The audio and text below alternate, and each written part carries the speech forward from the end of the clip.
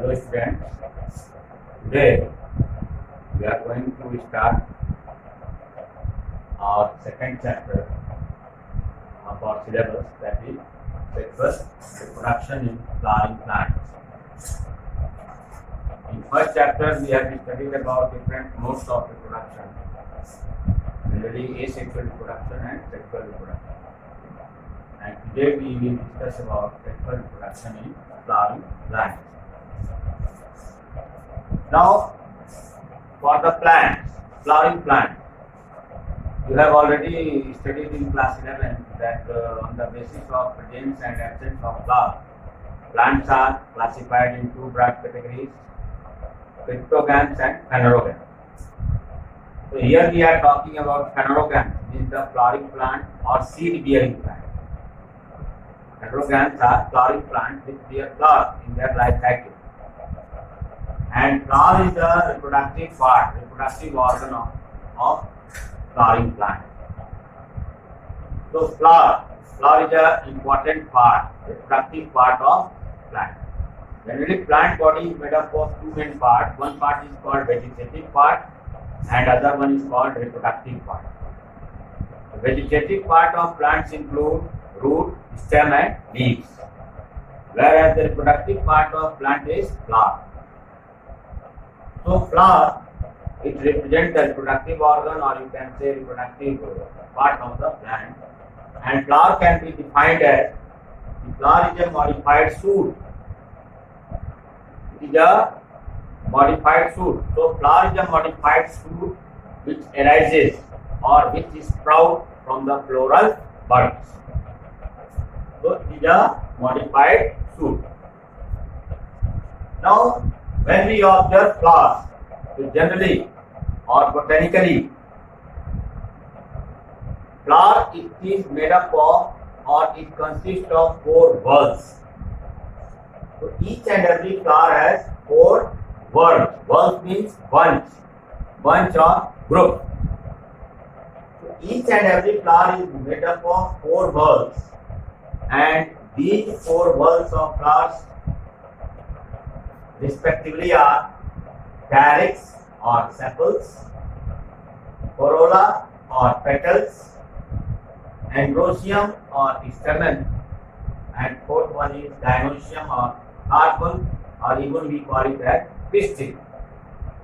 So each and every flower, with the flower which are present in an angiospermic plant or flowering plant, they are made up of 4 whorls. And whorl means bunch or group.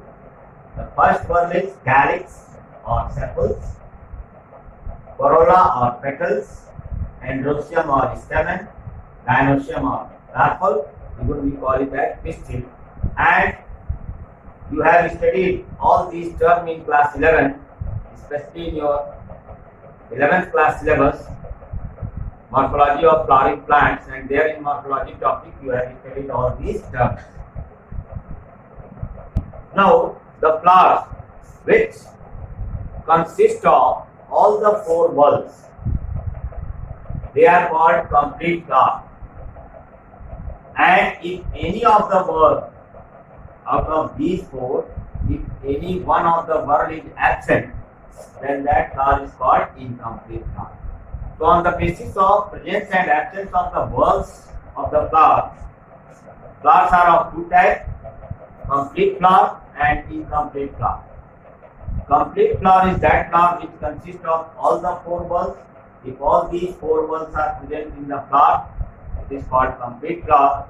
Whereas if any one of the whorl, either calyx or corolla or androecium or gynoecium, if it is absent, then that flower is called incomplete. In the same way, some flowers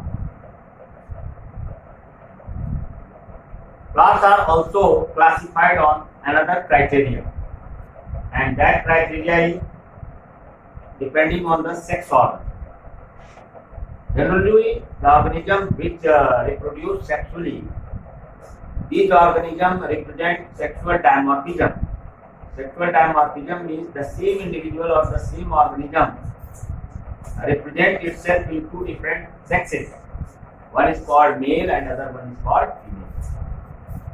in flower, the stamen or androecium part represents male reproductive organ, and gynoecium or carpel represents the female reproductive organ. So on that basis, flowers are of two types, unisexual and bisexual flowers. So if the flower has either stamen or carpel, then we call it as unisexual flower. Listen once again.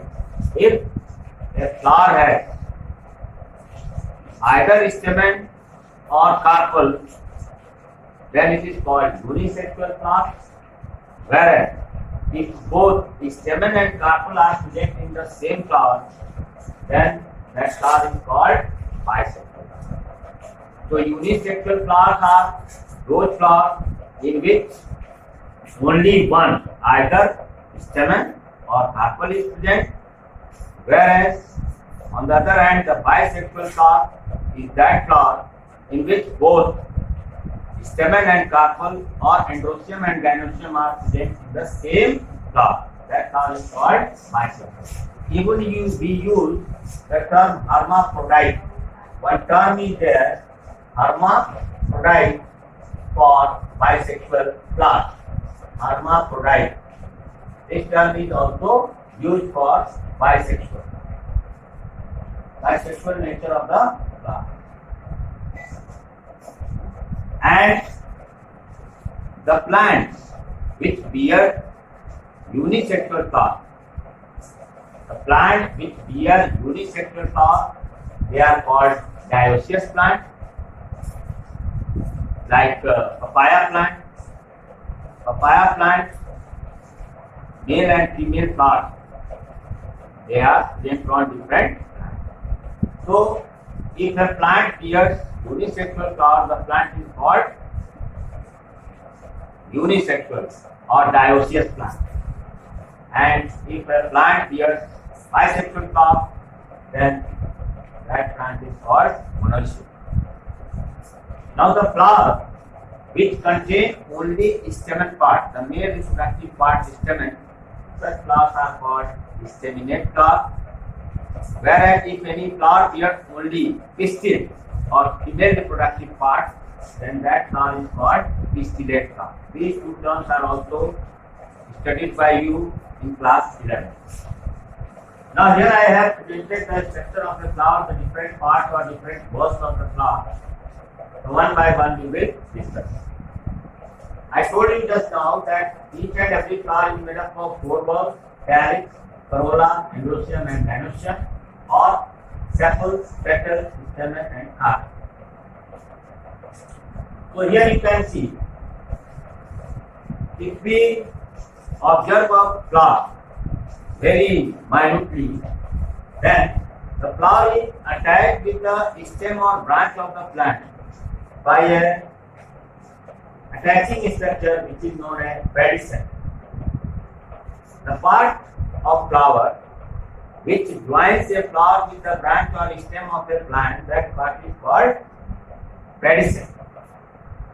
After pedicel leads to a swollen structure which is present at the base of the flower, and that swollen structure, that is called thallus.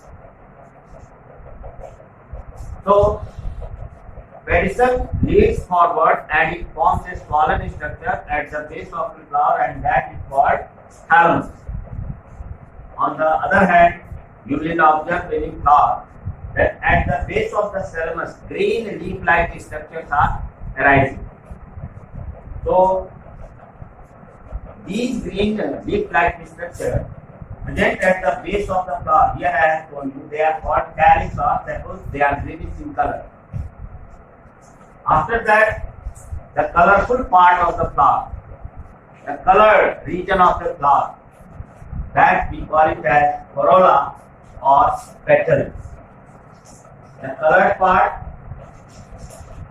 of the flower, this part, this one, this one, this one, and this one, they represent corolla or petals. Then here in the flower only, we find another structure that is called stamen. when we observe a flower, then inside the flower, means in between the petals, fine thread-like structures are arising. These fine thread-like structures are arising all over. These fine thread-like structures are called filaments. And at the terminal end of the filament, or at the top of the filament, a cap-like structure is attached, and that cap-like structure is called anther. And both filament and anther, they are collectively known as stamen.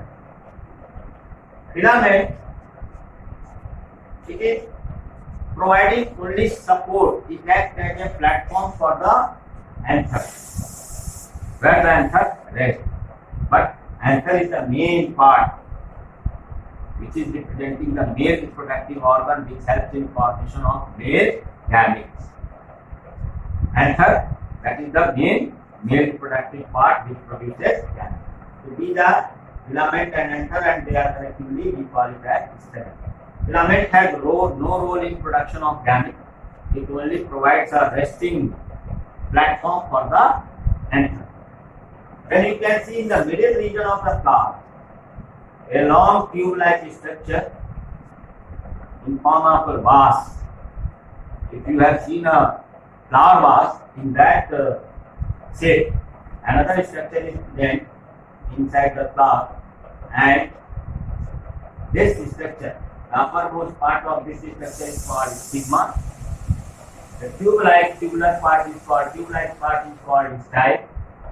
This swollen region, this one, outer region, swollen region, that is called ovary, and inside the ovary, that is the microscopic structure. When we cut open the ovary, we observe another structure that is called ovule. So stigma, style, ovary and ovule, they are collectively known as carpel, or we call it as gynoecium, which represents the female reproductive part. So the female reproductive part, that is carpel or gynoecium, it consists of four main parts: stigma, style, ovary and ovule. Out of which there is the ovary and ovule. Ovary and ovule, they are collectively known as pistil. When we consider only ovary and ovule part of the carpel, then we collectively call them as pistil.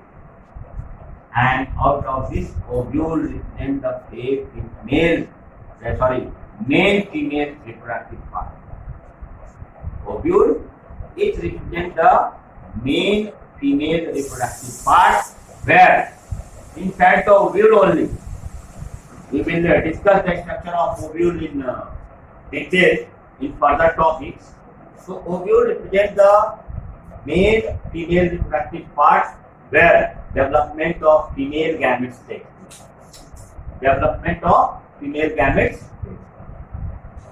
So in further topics, we will discuss about the structure of anther and structure of ovule. What are the different structures associated with anther and the different structures associated with ovule, that we will discuss in our next topic.